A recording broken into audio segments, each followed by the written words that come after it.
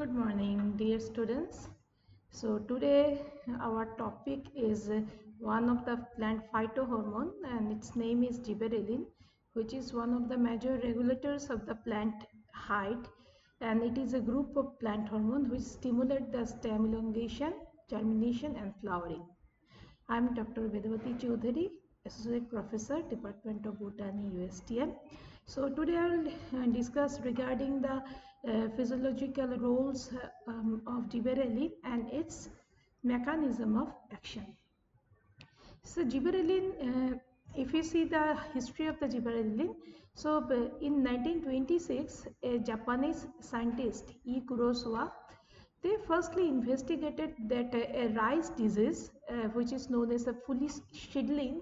So here it is a fungal disease. So during this disease, they noticed that the plant it grows to a very good height and abnormal growth can be seen, and when the plant becomes pale and break off, so they identified what is the responsible pathogen for that, and they find that it is a fungi.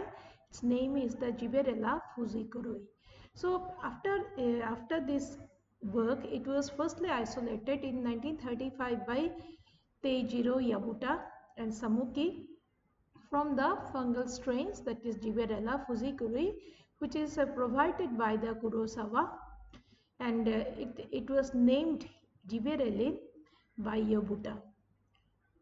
And after that, many numbers of gibberellin, it was isolated, it was invented by the plant scientists. And if you see the gibberellin structure, so gibberellin structure, it contains a gibbon skeleton.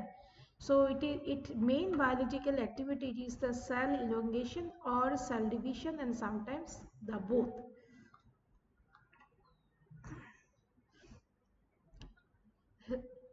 They are found in all parts of the plant body. If you see where it is mostly found, mainly it is found in the roots, in the shoots, in the buds, leaf, then younger fruits, the germinating seeds, and all these are very good source of gibberellin. So all the different gibberellin, though they have a gibbon skeleton, but they little bit differ in their structure and their biological activity. In plants, the different gibberellins they found, and they can be both active form or in the inactive form. So conversion to active form happens at the root tip, and inactive gibberellin is transported to the root after the conversion, then it goes back to the shoot. Okay, so that means it is going back to the shoot and show its effect, but the conversion takes place in the root tip. So gibberellins are classified on the basis of the structure and as well as on the basis of their functions, and all gibberellins are derived from the gibbon skeleton, and they are mainly named as the GA1, GA2, GA3, like that. So as per the discovery, that means chronologically they are named. So they are also known as the gibberellic acid, which was the first gibberellin to be structurally characterized. It is the GA3. So gibberellic acid, also called as the gibberellin A3, GA or the GA3, it is a hormone which is found in the plants. Its chemical formula, it is C19H22 and O6. So when the gibberellin is purified, then it forms a white or a pale yellow colored solid. So it is a very potent hormone. Naturally, it is found in the plants. It regulates the plant growth, and it is active if you use it at the 0.01 to 10 mg per liter concentration. Also, it is very much active. So it is produced in greater mass in plants, and when it is exposed to the cold temperature, that means gibberellin can substitute the vernalization treatment in some plants. So it is seen that gibberellin induces the stem elongation in the rosette plants. Rosette plant means if in the plants all we know that the internode length is there, but if in the plant system no internode is present or very length is very short, then we call it is a rosette plants. Suppose cabbage is a rosette plants. cabbage is a rosette plant, so if you apply the gibberellin, it shows that means the original cabbage and the after gibberellin the new cabbage you cannot identify in some cases. What are the other physiological roles? It is seen that gibberellin can stimulate the stem growth in dwarf and in the rosette plant. Already I have told it. So apply gibberellin, it promotes the internodal elongation in a wide range of the species. So exogenous gibberellin, it shows some extreme stem elongation in the dwarf plant and shows the tallest varieties of the same species, but they increase the length but not the thickness. So if the plant increases in the length, then automatically it is seen that its thickness it reduces. So some plants assume a rosette form in short days and undergo shoot elongation and flowering only in the long days. So gibberellin application results in bolting. So bolting, it is a physiological term which shows that when the plants transit from a short to a longer length, then we call it as the bolting. So that can be applied if you give the gibberellin in the short days.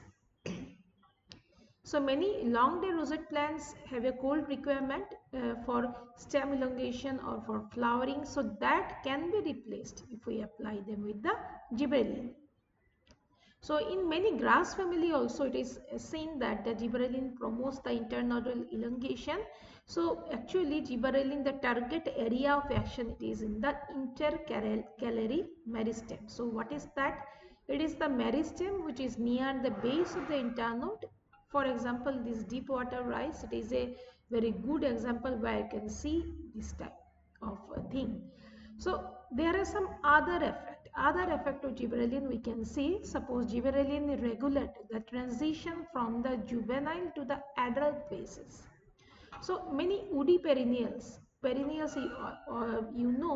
so say they do not flower when they attain a stage of the maturity. So we call them, they are in the juvenile stage.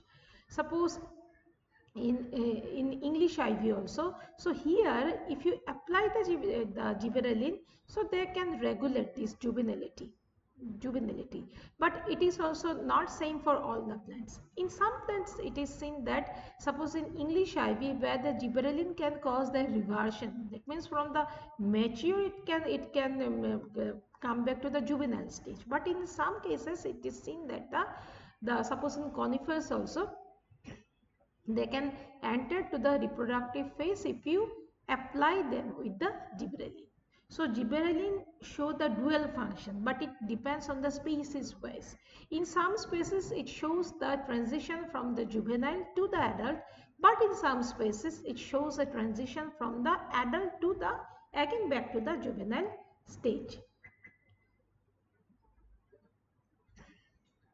Then another effect is that the gibberellin can substitute for the long day or the cold requirement for flowering. Already I have told it for that the vernalization treatment can be replaced if you give the gibberellin in some species.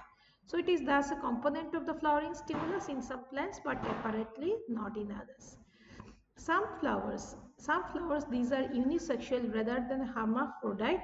So floral sex determination, we know that it is genetically regulated. However, it is also influenced by the environmental factors such as photoperiod or such as the nutritional status, and these environmental effects, these are mainly it is controlled by the gibberellin.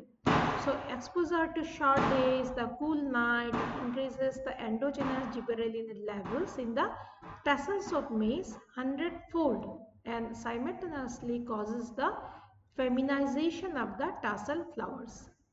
Moreover, application of exogenous gibberellic acid to the tassels can induce the pistillate flowers. In dicot plants, for example, cucumber, ham, spinach, gibberellin again shows the opposite effect. Okay, so here the gibberellin promotes the staminate flower. So this sexual determination, it is also not same for all the species. In some species It shows the feminization. In some species, it shows the production of the pistillate flowers. Gibberellin promotes the seed germination. It is seen that the seed germination requires the gibberellin. It is one of the several possible steps for the activation of the vegetative growth. Now, what is the seed germination? See, for the seed germination, embryo needs the food. Embryo needs the food. So who supplies the food? Because when the plant, it is in the juvenile or it is in the seed stage, no leaves are there, so photosynthesis is not possible in those types of or seeds or in the seeds. So in that case, the particular seed or the particular embryo has to depend on the cotyledon for or the reserve food material for the supply. So that supply of the reserve food material, it is promoted by the gibberellin. So gibberellin application stimulates the production of numerous hydrolases, suppose alpha amylase, by the alluvial layers of the germinating cereal grains, and this aspect of gibberellin action has led to its use in the brewing industry or in the production of the malt. See, apart from that, gibberellin has some commercial applications. Suppose fruit production. A major use of gibberellin is to increase the stalk length of the seedless grapes. All of us, we need the seedless grapes. Now, it is in the market also, you can see that the seedless grapes are mostly, these are taken up or it is accepted in the market. Market value is more for the seedless grapes. So grapes should be seedless, their size should be more. So for that, because of the shortness of the individual fruit stock, sometimes what happens, the grapes becomes too much compact, so their growth or the berries is restricted. So gibberellin stimulate the stalks to grow longer and thereby allowing the grapes to grow larger by alleviating compaction and promotes the elongation of the fruit. In citrus fruits also, it delays the senescence. We know that the citrus fruits is what? It is a non-climacteric fruit. Non-climacteric fruit. So it allows the fruit to be left to the tree for the longer period so that we get a good market value. For melting of the barley, so see, in the brewing industry, melting is the first step. First step. So during melting, the barley seeds are allowed to germinate at a temperature that maximizes the production of the hydrolytic enzymes in the alluvial layers. So that can be overcome if you apply the gibberellin. In some cases, because it speeds up the melting process. So, apart from that, gibberellin has some other uses. For example, sugar cane. Sugar cane. We know that the India, it is also it is a very good producer of the sugar cane. No, so sugar cane is often relatively few species that store the carbohydrate as a sucrose instead of starch. So sucrose stored where? It is stored in the central vacuoles of the internode of the parenchyma cells. So if you apply the crop with the gibberellin, it increases the yield up to 20 tons per acre. So sugar yield also increases by 2 tons per acre. So these increase result in the stimulation of the internode elongation during the winter season. So that is also, it is markedly acceptable or market profit, that will increase the market profit. Apart from this, they are also used in the plant breeding. The long juvenility period in conifers can be detrimental in the breeding program by preventing the reproduction of desirable trees for many years. Spraying with gibberellin can reduce the time to speed production by inducing cones to form on very young trees. So today it is over. So next class we will discuss regarding the mechanism of action.